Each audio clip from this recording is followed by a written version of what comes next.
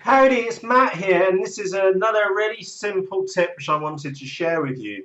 And it's to do with this Blenderm tape. Now, if you've never come across this before, I'll pop a link to Hobby King, and of course, you can find it on other places on the internet. But this Blenderm tape was actually meant for medical purposes. So, because it goes very transparent, so maybe you had a bandage to go on someone's face, for example, it would show the skin color underneath. However, for modeling, it's absolutely brilliant. So on this side of the wing here, you'll see, I don't know if you can even see that, is that I've been and put some Blenderm tape over the hinge on the aileron for the Mini Skywalker. Now, the thing is, I wasn't very comfortable with the standard hinges, and this tape will stick to pretty much anything, and it reinforces the hinges. So even if the EPP foam breaks, is that it's still got some strength there. So let me just go and get my phone camera, and look, you can hardly see that tape all the way along the edge. Now, let me put that phone back down again for you. Now, this little tip is one which I learned by my mistake. So if you can skip this mistake with your models, then happy days. So the first thing which you want to do is make sure that your surface moves freely. So that moves pretty well, to be fair. And you'll also notice that there is a line all the way along that edge. And again, I'll get in with a close-up camera.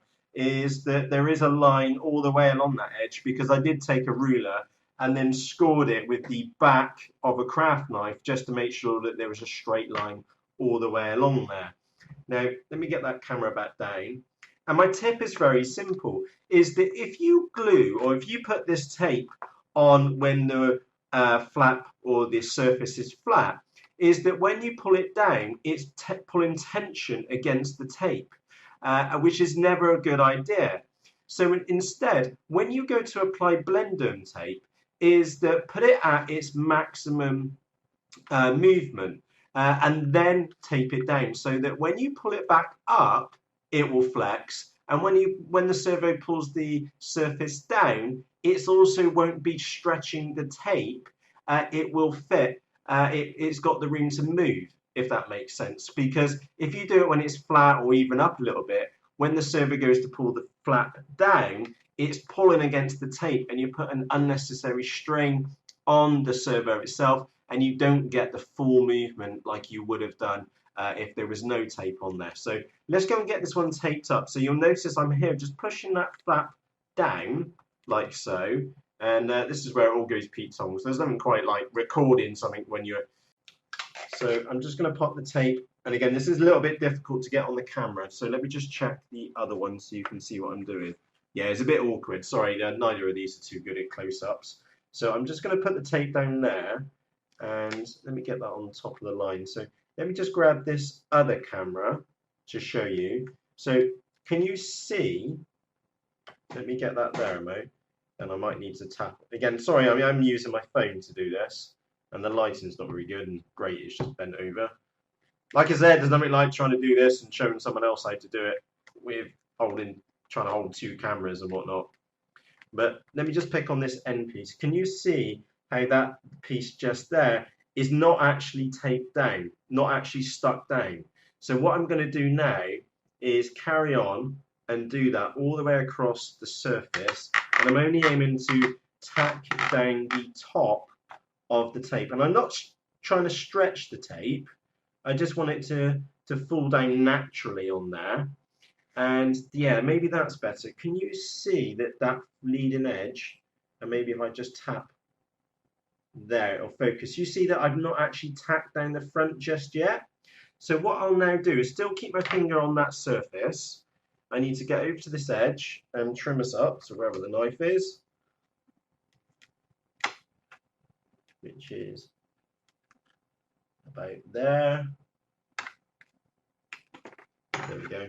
Right, and you'll see now, all the way along that edge, I've not, again, apologies, there. So you'll see that tape is not stuck down on the actual surface itself, and I've got the flap at its full deflection. And now, and only now, am I going to go back with my thumb and then spread it down. There. I didn't do a bad job of that, actually. Hey, I'm all right. Well, I'm chuffed with that. I don't know about you.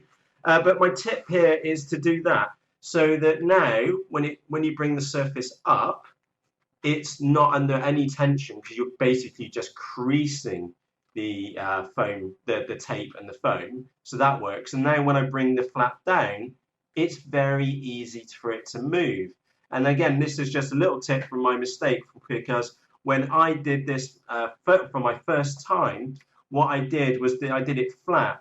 So when the servo tried to pull the flap down, is that it was straining unnecessarily. So when you put Blenderm tape on, put it on the top surface first, let it hang on the side, but don't push it down. And then the flap or the movable surface, push down and then fold the tape over the top. So with that said, for myself, Matt, I genuinely hope this little tip's been of help to you. And as always, happy flying. And for myself, Matt, cheerios!